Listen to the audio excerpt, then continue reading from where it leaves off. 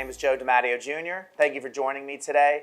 Here today to talk about bone health, specifically what to do if maybe your doctor recommends or you believe it's time. Maybe you're a woman aging a little bit and you know maybe you want to do some things for your bones to stave off osteopenia, osteoporosis. So we have a specific email here, but it's very generalized that I think, again, can apply to a lot of people in a lot of different situations. So the email is this. My doctor told me to take 1,000 milligrams of calcium twice a day. What product do you recommend? Well, there are a few issues there. Number one, there's more to building bones than just calcium. Vitamin D is critical. There are a lot of things. But the thing we're finding when you ramp up and you take a lot of calcium, you may have seen in the last couple of years there was a few studies, an article that came out and said that calcium is causing issues in the arteries, clogged arteries. Well, I think a lot of that has to do with an imbalance of magnesium and calcium intake, which a lot of magnesium deficits come from our diet, unfortunately. It's just not in our soil. We're not eating whole foods, we're eating processed foods, etc. And then we're loading up on all this calcium. Well, the body sometimes doesn't know what to do with that. So we'll get into, at least at a basic level, the layers of how to get that calcium into your bones. And B, do you need that much calcium? Is that the answer? So I think first and foremost, you don't have osteoporosis, you don't have osteopenia even, which is the beginning stages of it. Maybe doctor just said maybe based on age, there are certainly different little algorithms out there. It's time for you to take some calcium. What product should you take? I'd recommend you take our bone-based essentials, okay? Just like it sounds. It's the basic minerals. It has calcium in there in very absorbable forms, not just calcium citrate or Oscal, oyster shell calcium carbonate. It has much more absorbable forms of calcium. It has magnesium, again, in absorbable forms. And we're going back to that balance. You want to make sure you're intaking magnesium to not throw off how your body is utilizing magnesium and calcium and the balance in your cells and your muscles, cardiac-wise. So we want to intake the calcium there as well. We got phosphorus, okay? The other thing that's critical in bone base and really in all of our bone products, in its most simplest form, you're taking in these minerals. What does your body do with them? Vitamin D is what helps get the minerals from your gut into your blood, okay?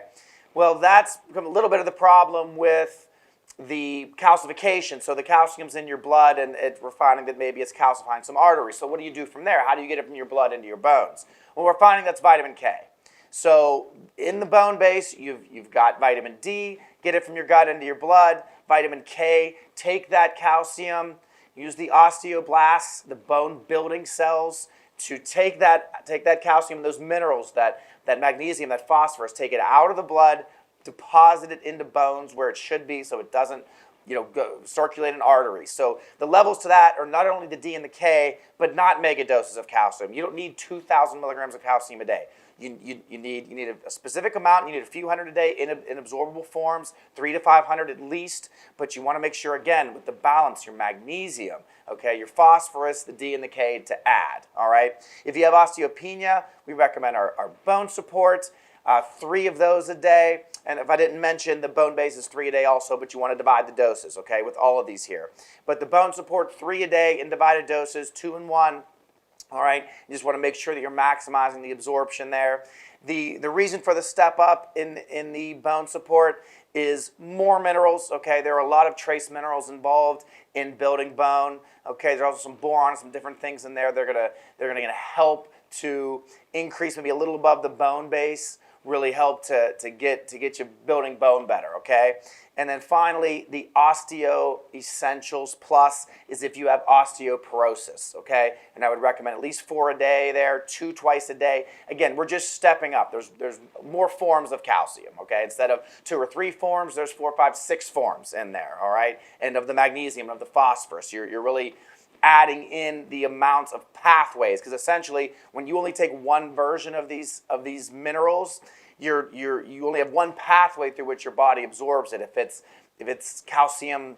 magnesium malate, for example, or magnesium citrate, your body absorbs these things. Magnesium glycinate, your body is absorbing these things through the pathways of what they're bound to, the glycinate part or the malate part. So when you add all those in and you go to products because these ramp up. You're raising in the number of forms as you go up this list from the bone base to the bone support to the osteo essentials. You're putting in that same amount of magnesium, but you're taking it, it's spread out amongst the different forms of that, the different salts of it, and so your body has different pathways to absorb it, so you're going to absorb more. That's very critical to, well, I see this product is $5 and it's on Sam's Club shelf and it has 1,000 milligrams of calcium. Yours only has 300. Why? Well, A, like I said before, do you need that much? And B, the forms. The forms are critical. Not just one better form, but a multitude of better forms, okay? I would be remiss also if I didn't mention vitamin D. Basic recommendation, sure, take 2,000 a day. I'd recommend that for anybody, but for bone health, you need to have a D level checked. You need to know where your level is. Our interpretation of it is a little higher than probably the average physician. We'd recommend that you're at least at 50, maybe closer to 70, okay? You don't just want to keep ramping up and get over 100 or anything. We don't want to do that. That can affect, you know, the way you're pulling minerals into the blood. But 50 to 70 is what we would recommend. I think it's a no-brainer to have that checked. You don't just want to start taking 800, 1,000 units a day and think, well, I'm taking D, everything is okay. It's a much different situation than the calcium. Vitamin D is one of those few nutrients where the proof is in the pudding. You can know exactly what you need, and you can base your dosing off of that. Thank you for joining me today. I'm Joe DiMatteo Jr. If you liked this video and liked what you heard, go to our YouTube page, hit subscribe, and make sure you ring the bell to make sure you're notified of all our new videos and content.